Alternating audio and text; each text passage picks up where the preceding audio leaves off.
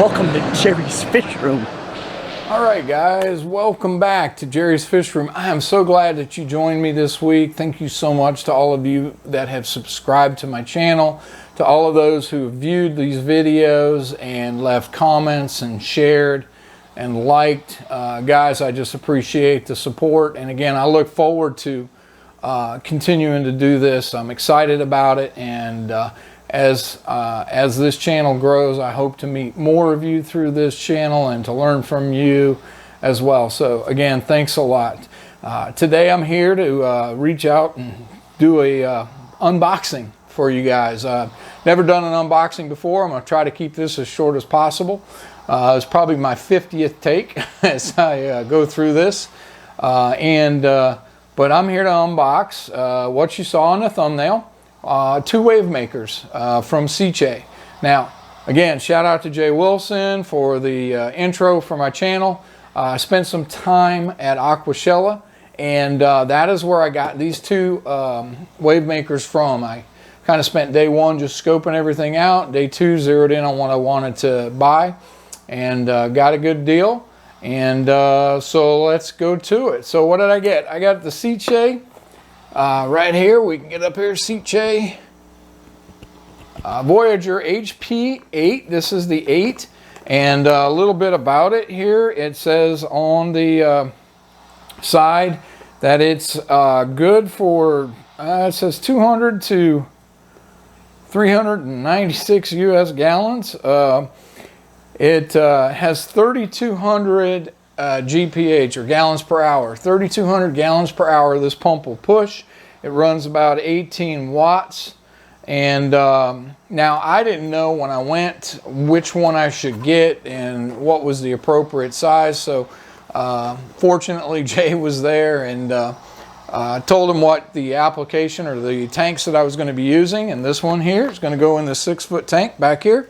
And he's the one who recommended this one. And then also we'll show you the South American tank you've probably seen earlier. I'll show it to you again as we put this in. I got the SICCE XStream 5000. Don't know if you can see that there. Yeah, looking good. So I got the SICCE XStream 5000 for, I have a 5-foot tank, 120 gallon South American tank. And so these are going to be put in here. So just a little bit about powerheads. You know, I've known about them. I've used them in the past. I grabbed some of the cheaper versions and used them, and they did okay. But I wanted to kind of get a little bit more on the serious side, and then again do, you know, a little bit of a product review. These are a little higher end.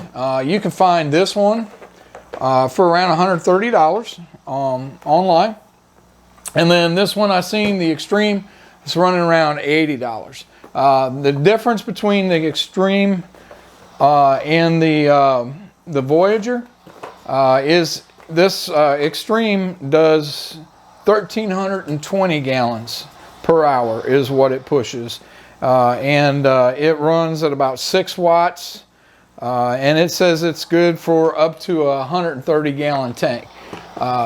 Again, I didn't know which was which and which one I would have gotten, but Jay helped me out with that, and I'm assuming the 3,200 Voyager HP, he gave me that one because this is a foot longer tank than the other one. And so, plus I also told him what fish I had in there, and I know that Africans like a little bit of water movement. Now, my guys are doing okay. I don't have a lot of water movement right now in my tank. Basically, 2 reasons why you want to use a wave maker. Number one, you want to break up surface tension. If you don't have anything in your tank breaking up that surface tension, breaking that water up, you're not creating a good gas exchange. And so ultimately, these guys, they drink. Of course, they drink their own water all day. These guys absolutely breathe oxygen just like you and I, and they exhale CO2.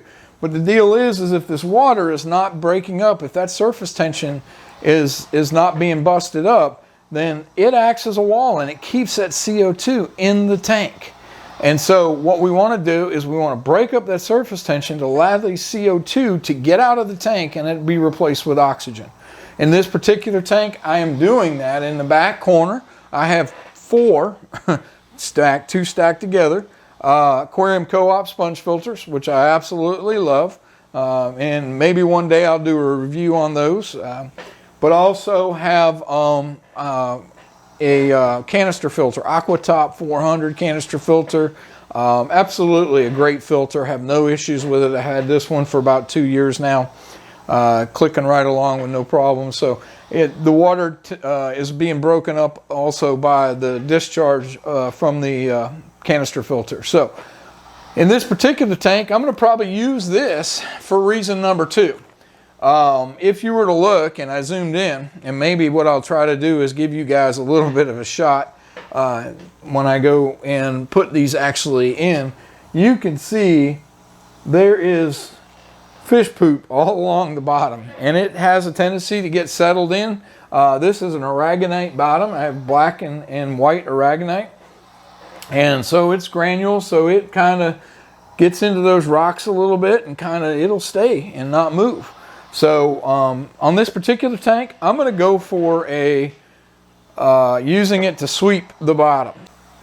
Okay guys, so on this tank, I'm going to probably mount this particular pump right here about halfway up in the back, probably about midways depth wise, but I'm going to point it down just a little bit in order to see if I can't create some circulation down here to move the detritus from this end of the tank over here to where my filter intake is. So without further ado, we're going to turn around and do the unboxing on the Voyager first. All right guys, so I have not done an unboxing before, as I stated earlier, but also I have not unboxed these. I have not looked at them. So I get this thing open. They're definitely packaged up really nice. Again, a lot of the information about the pumps, actually the different pumps that they have and everything with the Voyager is right there on the side of the box. So I absolutely love that. Handy dandy instruction guide. We got the little screw, the set screw that'll hold the pump in place on the bracket. There's a second one here, so one for each side. And we have the pump itself, which is pretty good.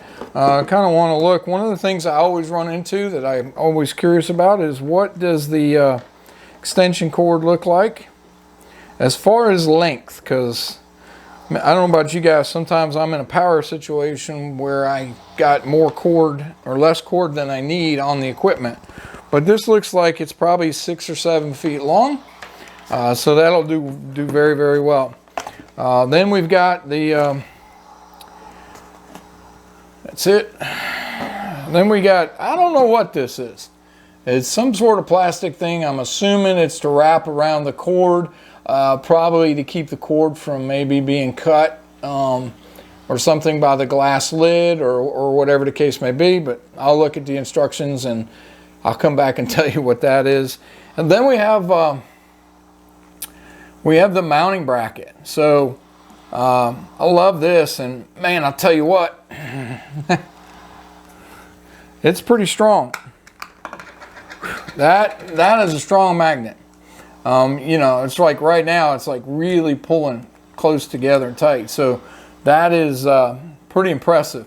I think one of the things we have to be careful, or I'll have to be careful of, is when I put this on, is to, man, that's so strong that my concern would be not to go so fast and it crack or break the tank. So just a word of caution, I think we need to be careful when we put this thing on.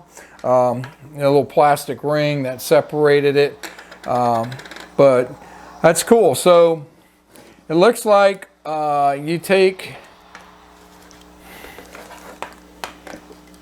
just take this and slide this on, lining up the holes, and then take the little handy dandy screw thing and put it in. All right guys, let's take a look at this XStream. Again, love it. The idea, just the information is amazing on the back of this. I don't know if you can see that, but again, talking about, man, the flow rates for the different models, and just again, tremendous amount of information on the front. If you can zoom in here and look, it gives you the recommendations on the tank size. Now this one, again, this is 1,320 gallons per hour, and let's open it up and take a quick peek and see what it looks like. All right, well, this is pretty cool. I didn't see this in the other one unless I missed it, but here we have a quality control certificate or document basically stating, I guess A449 or somebody inspected that pump.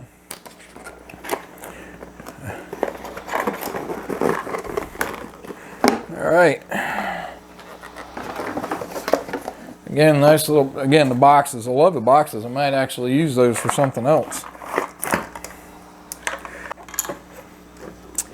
Okay, this one is already, if you can tell, this one's already mounted on a ball bracket per se, and so don't really have to do a whole lot with that. Definitely smaller.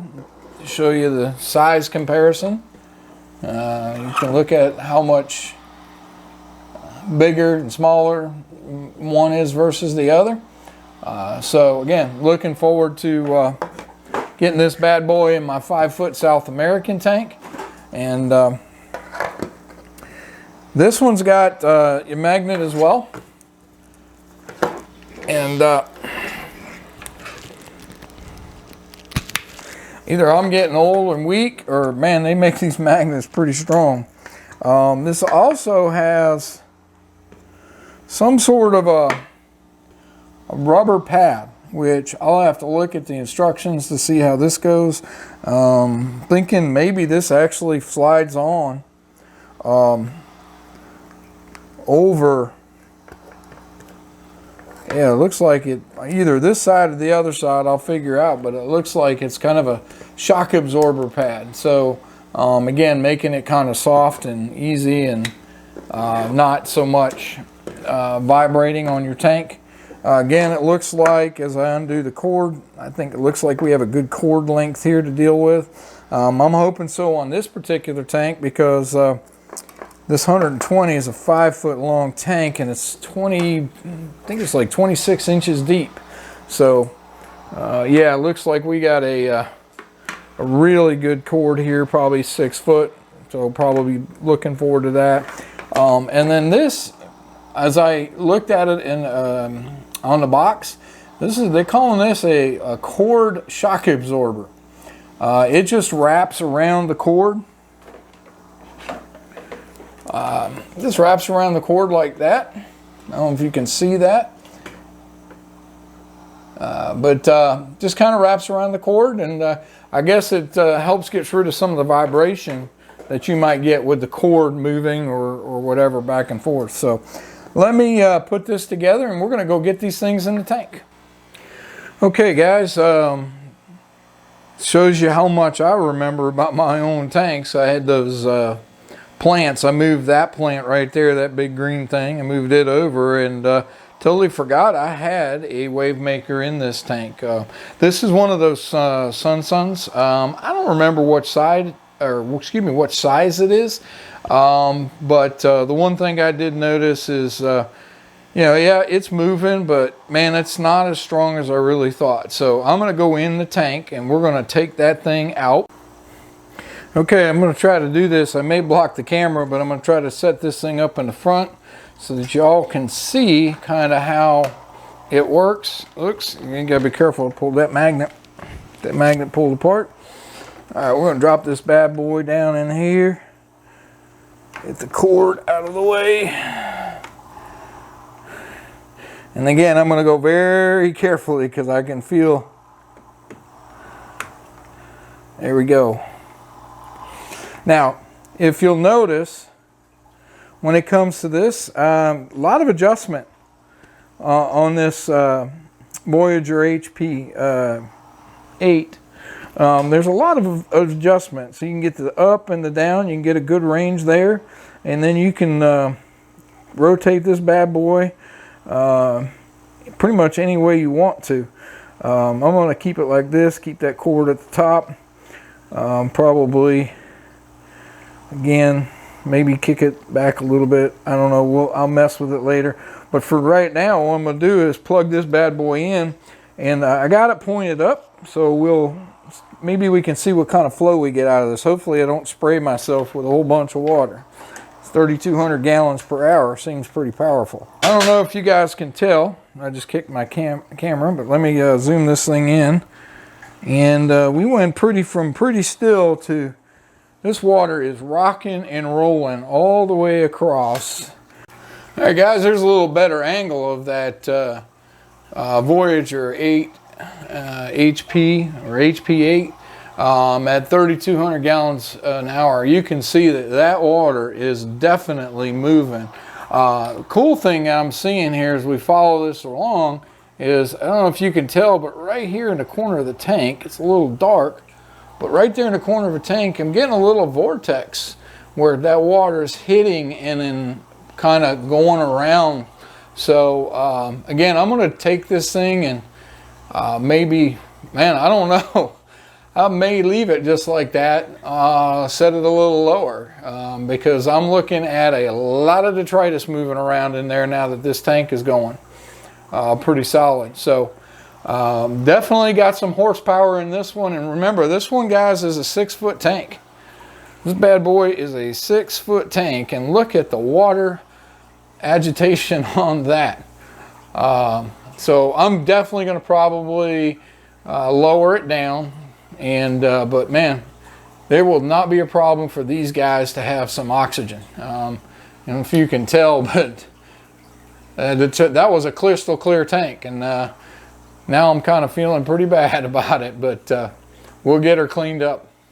All right, we're gonna go ahead and mount this. Hopefully I'll try to do it the same way as I did the other one, give you guys a good view of that, and the intent will be I'll push it towards the top.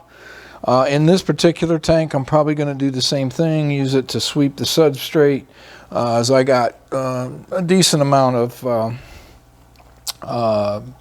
surface tension breakup with, I've got 2 sponge filters in here, and then of course the discharge from my other Aquatop breakup. But 1,500 gallons per hour, I think this is probably going to end up on a smaller tank. I'm probably going to have to go get something different for this tank. I'm not seeing water movement all the way across the tank like I did with the Voyager HP8. But we'll run this in here for a little while, and we'll see how it goes. Again, I'm going to move this down towards the bottom, and we're just going to use it to sweep the substrate, and we'll go from there. All right, guys. Well, now that we're back after looking at those wave makers in the tank, I just want to thank you again for coming along on this ride with me this week, doing this unboxing. Hopefully it was good for you, and hopefully you learned something from it. I will be reaching back out with a short video at a later date to kind of just give a quick update on these 2 products, to let you know how much I like them, if there's any issues. Again, really excited about being able to do these types of product reviews. And guys, let me know in the comments, do you guys use wave makers? Do you guys use powerheads? What do you use? Why do you use it? Be interested, because again, I want to learn from you. I know that saltwater people, I don't know that I'll get a saltwater person stumbling across this video now, and I know they're huge in the wave maker side of things. So love to hear it, even though I don't do saltwater. Love to hear what they were used for. So also, if you have any other ideas for things you want me to do videos on, I'd absolutely love to hear those from you, and see what we can do to make those things happen. So guys, again, thank you for joining me this week. Please remember to like, subscribe, share, comment below, and ring that bell so that you'll know the next video, when the next video comes out. So thank you so much again. So I'll see you again next week. And remember, keep loving the fish.